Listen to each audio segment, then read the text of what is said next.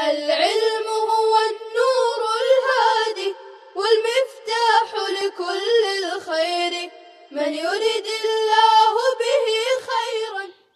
بسم اللہ الرحمن الرحیم الحمد للہ رب العالمین والصلاة والسلام علی سید الانبیاء والمرسلین وعلی آلہ واصحابہ اجمعین۔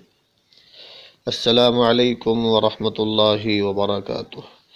عزیز طلبہ، آج ہم درس نمبر 109 کا آغاز کر رہے ہیں۔ آئیے دیکھیے اسکرین پر مصنف رحمہ اللہ کی عبارت کو ایک مرتبہ پڑھ لیتے ہیں۔ والرابع قد تترك الحقيقة بدلالة من قبل المتكلم مثاله قوله تعالى فمن شاء فليؤمن ومن شاء فليكفر وذلك لأن الله تعالى حكيم والكفر قبيح والحكيم لا يأمر به فيترك دلالة اللفظ على الأمر بحكمة الآمر.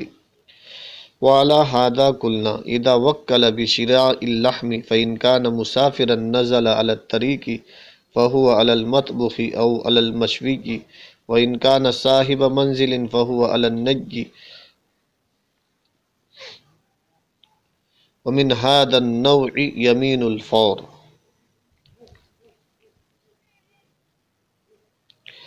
عزیز طلبہ، اس عبارت میں صاحب کتاب نے معنی حقیقی کو ترک کرنے کا چوتھا قرینہ اور اس کی مثالیں بیان کی ہے۔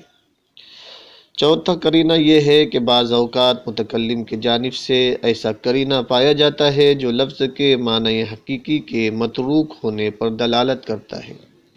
اس کی مثال اللہ تعالیٰ کا یہ فرمان ہے فَمَنْ شَاءَ فَلْيُؤْمِنْ وَمَنْ شَاءَ فَلْيَكْفُرْ، جو چاہے ایمان لائے اور جو چاہے کفر کرے۔ اس آیت میں اللہ تعالیٰ نے فَلْيَكْفُرْ کا امر ذکر فرمایا ہے اور امر کا ادنیٰ درجہ اباحت ہے۔ اس امر کا معنی حقیقی یہ ہوا کہ اللہ تعالیٰ نے کفر اختیار کرنے کو بھی مباح قرار دیا ہے، لیکن اللہ تعالیٰ جو اس کلام کے متکلم ہیں کی طرف ایسا قرینہ پایا جاتا ہے جو اس بات پر دلالت کرتا ہے کہ فلیکفر کا امر اباحت کے لیے نہیں ہے، اور وہ قرینہ یہ ہے کہ اللہ تعالیٰ حکیم ہے اور حکیم کے ہر حکم میں کوئی نہ کوئی حکمت، مصلحت اور فائدہ ہوتا ہے، اور کفر کو اختیار کرنا کبھی ہے، اس میں کوئی حکمت اور مصلحت نہیں ہے، کیونکہ اس میں اپنے مالک اور آقا کی نافرمانی ہوتی ہے، اور اپنے مالک اور آقا کی نافرمانی کو ہر آدمی کبھی اور برا سمجھتا ہے۔ اس لیے فلیکفر کا امر کفر کو اختیار کرنے کے لیے نہیں ہوگا، بلکہ یہ زجر و توبیخ کے لیے ہوگا، اور زجر و توبیخ کا امر مامور بھی سے روکنے اور باز رکھنے کے لیے ہوتا ہے، اور زجر و توبیخ کے لیے ہونے کی دلیل یہ ہے کہ اس کے بعد اللہ تعالیٰ نے ارشاد فرمایا اِنَّا أَعْتَدْنَا لِلظَّالِمِينَ نَارًا، ہم نے کفر کو اختیار کرنے والے ظالموں کے لیے جہنم کی آگ تیار کر رکھی ہے۔ اس لیے فلیکفر کے امر کی دلالت کو اللہ تعالیٰ کے حکیم ہونے کی وجہ سے چھوڑ دیا گیا۔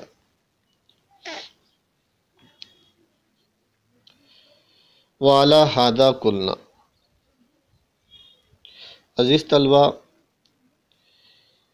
یہاں سے صاحب کتاب متکلم کے جانب سے معنی حقیقی کے ترک کرنے پر ایک مسئلہ متفرق کر رہے ہیں کہ کسی آدمی نے گوشت خریدنے کا کسی کو وکیل بنایا اور کچے یا پکے گوشت کی صراحت نہیں کی تو موکل کی حالت کو دیکھا جائے گا۔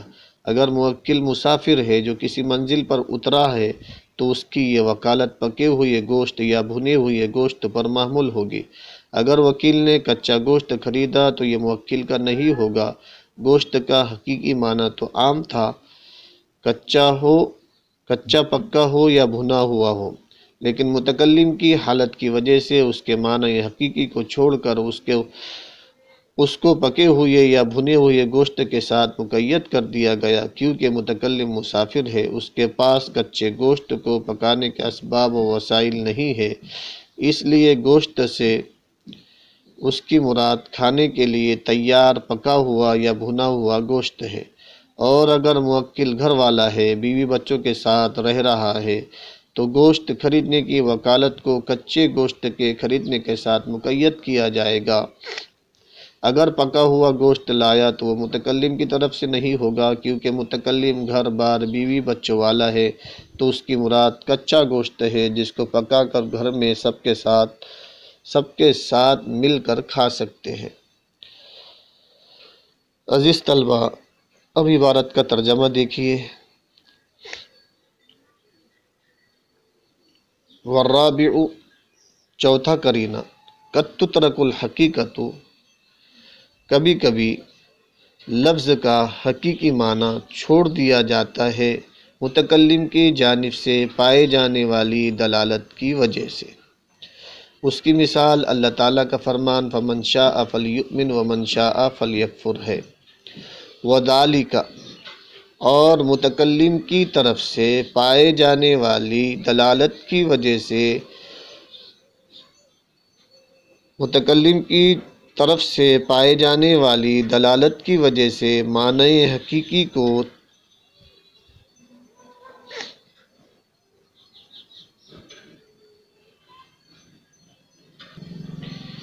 ترک کرنے کی مثال اس لیے ہے۔ وذالک، متکلم کی طرف سے پائے جانے والی دلالت کی وجہ سے معنی حقیقی کو ترک کرنے کی مثال اس لیے ہے کہ اللہ تعالیٰ حکیم ہے۔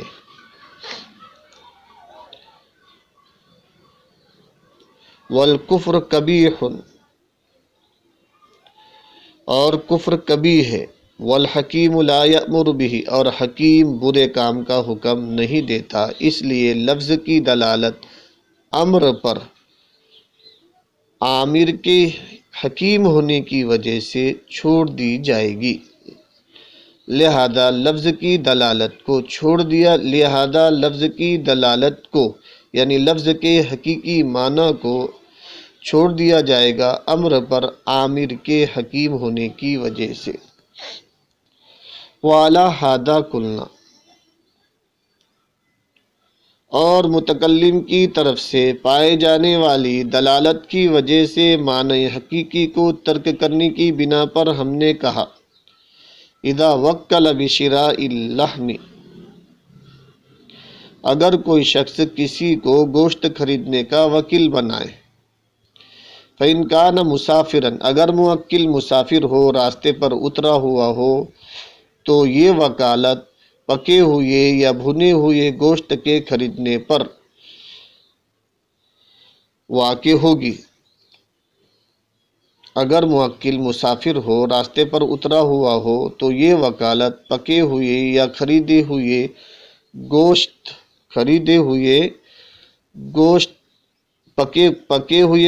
یا بھنے ہوئے گوشت کے خریدنے پر واقع ہوگی۔ فإن کان صاحب منزل، اور اگر موکل گھر والا ہے تو یہ قسم کچے گوشت کے خریدنے پر واقع ہوگی۔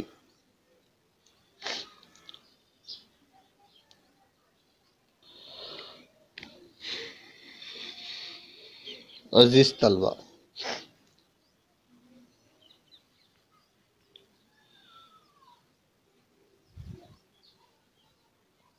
والرابع قد تترک الحقیقت بدلالت من قبل المتکلم، معنی حقیقی کو ترک کرنے کا چوتھا مقام صاحب کتاب اور چوتھا قرینہ یہاں سے بیان کر رہے ہیں۔ چوتھا مقام اور چوتھا قرینہ یہ ہے کہ حقیقت کو متکلم کی جانب سے پائے جانے والی دلالت کی بنا پر ترک کر دیا جاتا ہے۔ متکلم کی حالت اور اس کی شان اس بات کا قرینہ ہو کہ یہاں حقیقی معنی مراد نہیں۔ مثلا کوئی استاد اپنے شاگرد کو غصے کی حالت میں کہے پڑھ یا نہ پڑھ۔ قرآن مجید سے اس کی مثال یہ ہے کہ فمن شاء فلیؤمن ومن شاء فلیکفر، جو چاہے ایمان لائے اور جو چاہے کفر کرے۔ آیت کا ظاہری اور حقیقی معنی تو یہی ہے کہ بندے کو ایمان اور کفر میں سے کسی ایک کا اختیار دینا ہے، لیکن ان دونوں میں سے ایک کفر ہے جو کبھی ہے، اور یہاں عامر اللہ تعالیٰ کی ذات ہے جو حکیم ہے، اور حکیم کا کوئی کام حکمت سے خالی نہیں ہوتا۔ جبکہ کفر کبھی چیز ہے اور حکیم کبھی چیز کا حکم نہیں دے سکتا، جیسا کہ ارشاد باری تعالیٰ ہے ان اللہ لا یأمر بالفحشاء لہذا فلیکفر میں حقیقی معنی طلب کفر مراد نہ ہوگا۔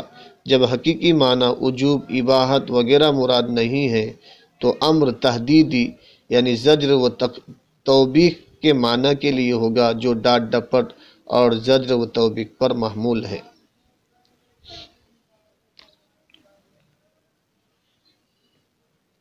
وعلی ھذا قلنا،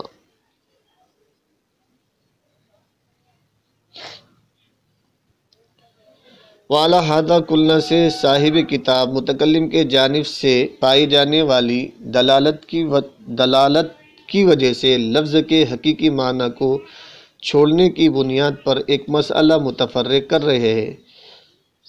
مسئلہ یہ ہے کہ اگر کسی شخص نے گوشت کی خریداری کے لیے وکیل مقرر کرتے ہوئے کہا کہ میرے لیے گوشت خریدو، اب گوشت کی صنف کی خریداری موکل متکلم کی حالت پر منحصر ہے۔ اگر موکل مسافر ہے تو پکے ہوئے یا بھنے ہوئے گوشت کی خریداری مراد ہوگی، کیونکہ عام مسافر کے لیے کچا گوشت پکانے میں دقت پیش آتی ہے۔ ہاں، اگر ایسا مسافر ہے جو کھانے پکانے کے اسباب و آلات ساتھ رکھے ہوئے اور سفر میں کھانا پکانے کا معمول ہے تو کچے گوشت پر خریداری محمول ہوگی۔ اسی طرح اگر وہ مقیم ہے تب بھی کچا گوشت مراد ہوگا، کیونکہ گھر میں کچا گوشت لا کر پکایا جاتا ہے۔ اگرچہ گوشت کی وکالت مطلق ہے، کچے اور پکے دونوں کو شامل ہے، مگر متکلم کی حالت گوشت کے صنف کو متعین کرے گی، لہذا موکل کی حالت کے خلاف اگر گوشت خریدا گیا تو وکیل خود ذمہ دار ہوگا۔